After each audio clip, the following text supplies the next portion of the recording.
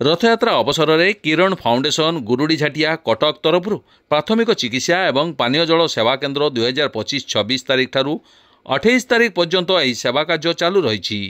यह सेवा पुरी बड़गंडी छक ग्रांड रोड ठारे अनुष्ठित हो। मुख्य अतिथि रूपे स्वामी शुभानंद महाराज यह कार्यक्रम को उद्घाटन करते। दीर्घ 3 वर्ष हेब यह कार्यक्रम चालू अछि बोली किरण फाउंडेशन कार्यकर्ता माने कहिसंती।